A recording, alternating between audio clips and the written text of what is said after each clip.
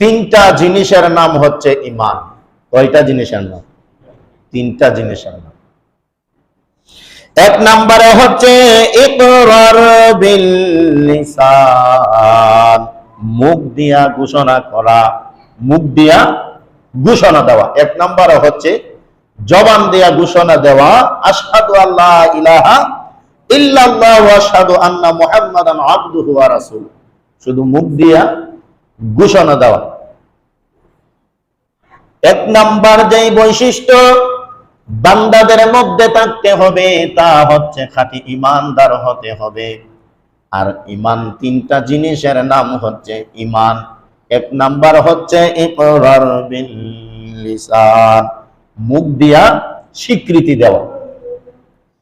তাহলে ওই স্তরের মধ্যে আমরা সকলেই আছি, ঠিক না? আমরা যারা মুসলমান, আমরা মুখ দিয়া স্বীকৃতি দিয়েছি আল্লাহ ছাড়া কোনো মাবুদ নাই। রাসূল পাক সাল্লাল্লাহু আলাইহি সাল্লাম আল্লাহ তাআলার প্রেরিত রাসূল এবং প্রিয় বান্দা। আমরা মুখ দিয়া স্বীকৃতি আমরা সবাই দিয়েছি। এই প্রশ্ন আমাদের সকলের কমন পড়ে গেছে, ঠিক না? আসেন এবার আরো দুইটা শুনি।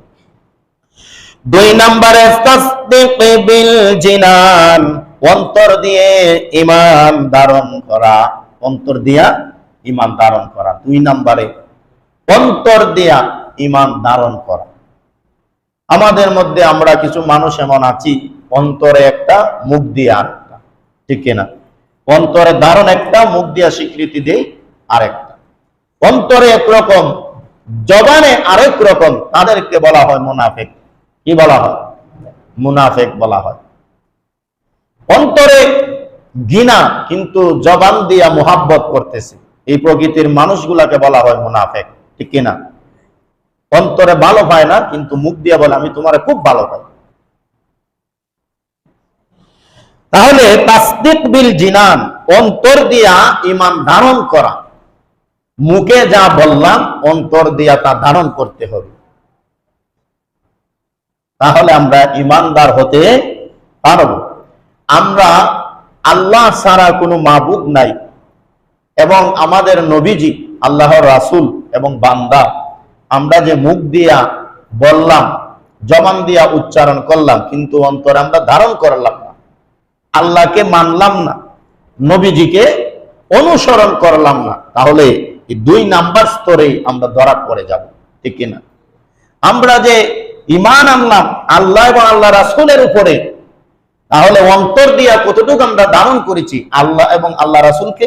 চিন্তা করে দেখেন, তেমন কিছু ধারণ করতে আমরা পারি নাই, পারছি? পারি নাই।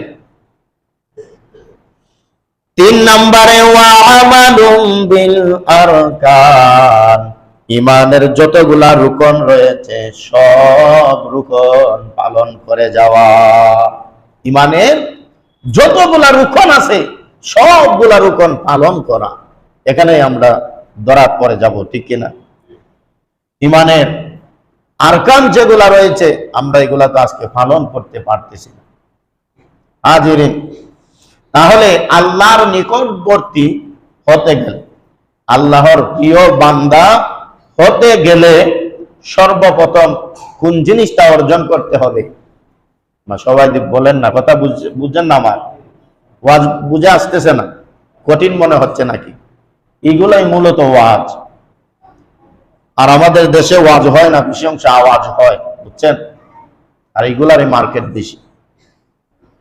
যে আল্লাহ আমাদেরকে সৃষ্টি করে দুনিয়ার মধ্যে ছেড়ে দিয়েছেন, এই আল্লাহর নিকটতম থেকে, নিকটবর্তী থেকে আমরা যে শয়তানের কুমন্ত্রণায় পড়ে অনেক দূরে চলে গেছি। চলে যাওয়ার কারণে না, এই হাদিস শরীফ আল্লাহর হাবিব বলছেন, ঠিক কিনা, যে আল্লাহর নিকটে তোমরা ফিরে এসো। আল্লাহর নিকটে ফিরে আসতে হলে, আল্লাহর নিকটবর্তী হলে যেই বৈশিষ্ট্যটা প্রথম থাকতে হবে তার নাম কি? না, আপনারা যদি কথা না